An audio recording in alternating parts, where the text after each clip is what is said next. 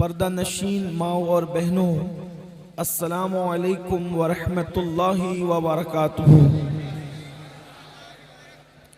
انتہائی احترام و عقیدت کے ساتھ اپنے اور ساری کائنات کے مرکز عقیدت انیس بے کساں چارہ ساز درد منداں، ہم غریبوں کے غم گسار، ہم فقیروں کی ثروت، شہر یار ارم، تاجدار حرم، نوبہار شفاعت، شب اسرا کے دولہا، نوشے بزم جنت، دانائے سبل، مولائے کل، ختم الرسل، خسروِ خوباں، سیاح لامکاں، وجہ کن فکاں، در اللہ المکنون، سر اللہ المخزون، عالم ما کان و ما یکون، آب و گل انبیاء، جان و دل اصفیاء، مطلع ہر سعادت، مقطع ہر سیادت، خلاصہ کائنات، فخر موجودات، حضور احمد مجتبی محمد مصطفیٰ، ارواحنا فدا صلی اللہ تعالی علیہ وآلہ وصحبہ وبارک وسلم کی بارگاہ بے کس پناہ میں جس طریقے سے پڑھاؤں، بلند آواز سے میرے ساتھ مل کر پڑھیں۔ الصلاۃ والسلام علیک یا رسول اللہ، الصلاۃ والسلام علیک یا نبی اللہ۔ سب بلند آواز سے پڑھیں، الصلاۃ والسلام علیک یا حبیب اللہ، وعلی آلک واصحابک یا نور اللہ،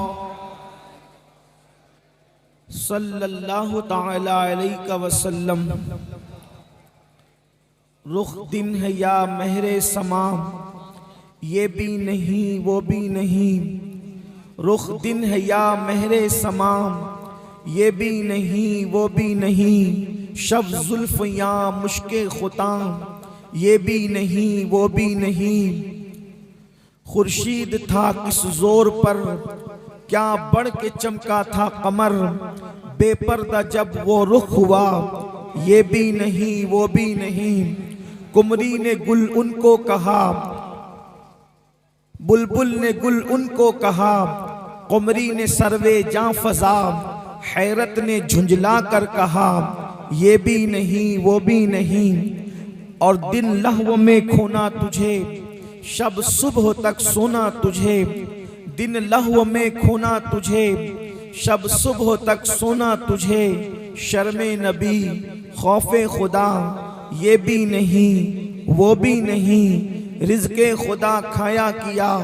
فرمان حق ٹالا کیا، شکر کرم ترس سزا، یہ بھی نہیں وہ بھی نہیں، اور ڈر تھا کہ عصیاں کی سزا اب ہوگی یا روز جزا، ڈر تھا کہ عصیاں کی سزا اب ہوگی یا روز جزا، دی ان کی رحمت نے صدا، یہ بھی نہیں وہ بھی نہیں، اور ہے بلبل رنگی رضا، یا طوطی نغمہ سرا، ہے بلبل رنگی رضا، یا طوطی نغمہ سرا، حق یہ کہ واصف ہے تیرا، یہ بھی نہیں وہ بھی نہیں۔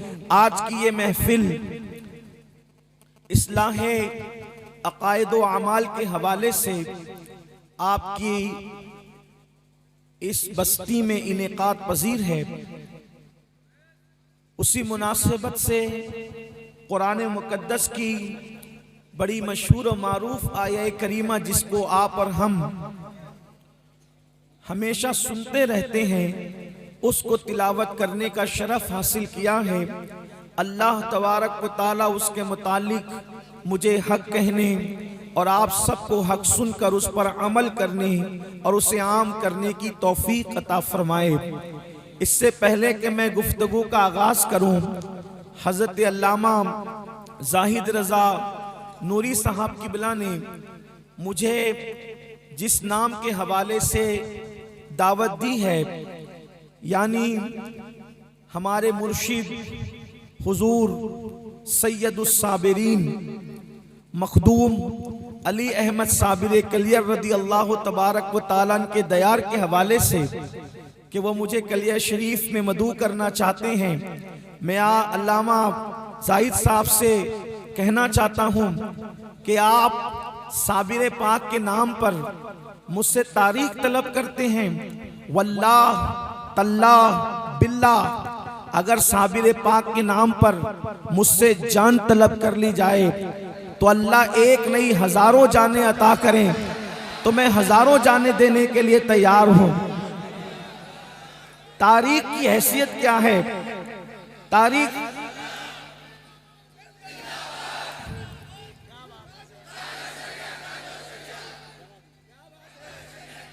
तारीख की क्या हैसियत है? हमारी झोलियों में जो कुछ है उसी बारगाह का सदका है।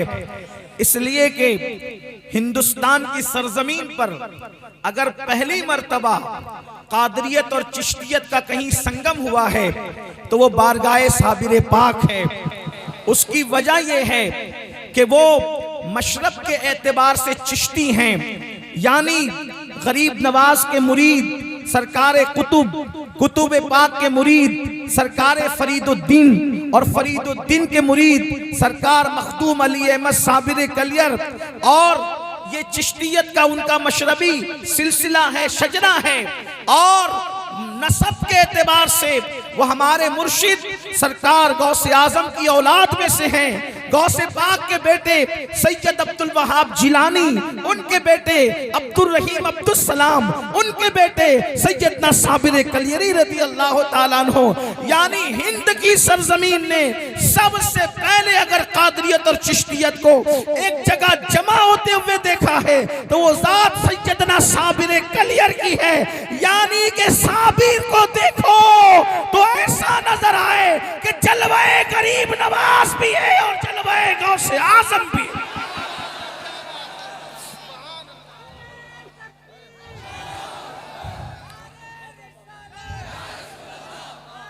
आप जब याद फरमाएंगे फकीर हाजिर है और सर के बल हाजिर है।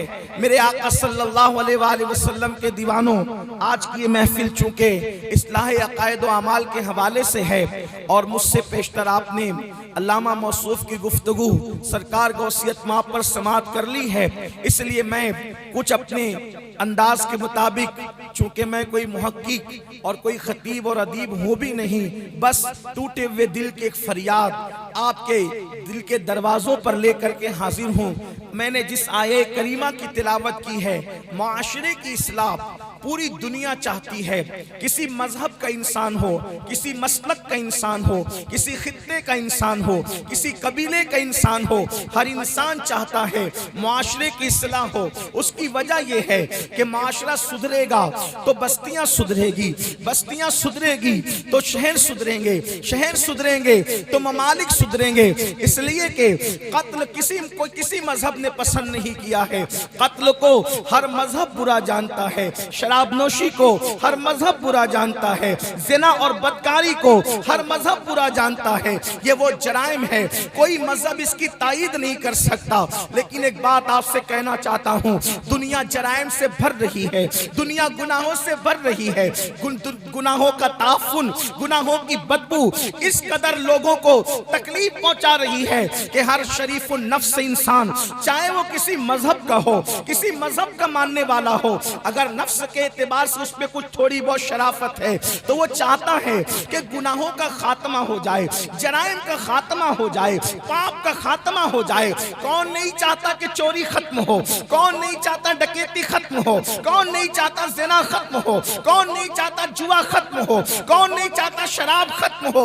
हत्ता कि अल्लाह अकबर, जो लोग इन जराइम में खुद मुब्तला हैं, अगर वो गुफ्तगू करें तो वो भी कहते हैं कि हम इनका खात्मा चाहते हैं। लेकिन एक बात आपसे पूछना चाहता हूं, गुनाहों का खात्मा कैसे हो सकता है, जराइम का खात्मा कैसे हो सकता है? एक बात आपसे अर्ज करना चाहता हूं, किसी मजहब में गुनाह का वो इलाज मौजूद नहीं है जो आपके और हमारे मजहब इस्लाम के अंदर मौजूद है। अल्लाह अकबर। आज मैं आपको बताऊं इंसान गुनाह क्यों करता है, गुनाह करने की वजह क्या है। देखो कहां करप्शन कहां होता है, जराइम कहां होते हैं, गुनाह कहां होते हैं। एक सबसे बड़ी बात بات عرض کرنا چاہتا ہوں، اگر ٹیچر کلاس روم کے اندر موجود نہیں ہے تو بچے شرارت ضرور کریں گے، کوئی کرسی توڑے گا، کوئی استاد کی نقل بنائے گا، کوئی ایک دوسرے کے ساتھ مار پیٹ کرے گا۔ وجہ کہ استاد کلاس روم میں موجود نہیں ہے، مطلب یہ ہے استاد دیکھ رہا ہے، یہ تصور ختم ہوا تو جرائم کلاس روم کے اندر جنم لیتے ہیں۔ کوئی کسی کو مار رہا ہے، کوئی کسی کو پیٹ رہا ہے، کوئی کسی کو تکلیف دے رہا ہے، پتہ کیا چلا؟ کوئی دیکھ رہا ہے۔ اس تصور کے خاتمے نے گناہ کو جنم دیا۔ اسی طریقے سے آپ دیکھیں ہمارے پیارے بھارت ملک ہندوستان کا قانون ہے، اور بھی ممالک میں ہوگا لیکن ہمارے بھارت کی بات ہم کرتے ہیں۔ ملک ہندوستان کا قانون ہے اور بڑا خوبصورت قانون ہے۔ ہندوستان کے بہت سارے قوانین ایسے ہیں جو ہندوستان کو پوری دنیا میں ممتاز کرتے ہیں۔ مثال کے طور پر ایک انسان کے لیے یہ ہے، اگر وہ بائک چلائے تو اس کو ہیلمٹ پہننا ضروری ہے، اگر ہیلمٹ نہ پہنے گا تو اس کے لیے پینلٹی ہوگی، اس کے لیے کوئی جرمانہ ہوگا۔ آپ دیکھیں اگر بائک چلانے والا بندہ اگرچہ وہ ہیلمٹ کے فائدے اور نقصانات سے ناواقف ہے، ہمارے بچوں کو نہیں پتا، ہمارے جوانوں کو نہیں پتا ہیلمٹ کے فوائد ہمارے لیے ہیں، لیکن اگر اس کو یہ پتا ہے کہ پوائنٹ پر پوائنٹ پولیس موجود نہیں ہے تو وہ ہیلمٹ نہیں پہنے گا، اور اگر اس کو یہ پتا ہے کہ پوائنٹ پولیس موجود ہے اور وہاں جرمانہ اور سزا کا کوئی تصور ہے تو فوری طور پر وہ بائک روکے گا اور ہیلمٹ پہنے گا۔ پتا چلا جرم کیوں ہوا؟ اس لیے کہ کوئی دیکھ رہا ہے۔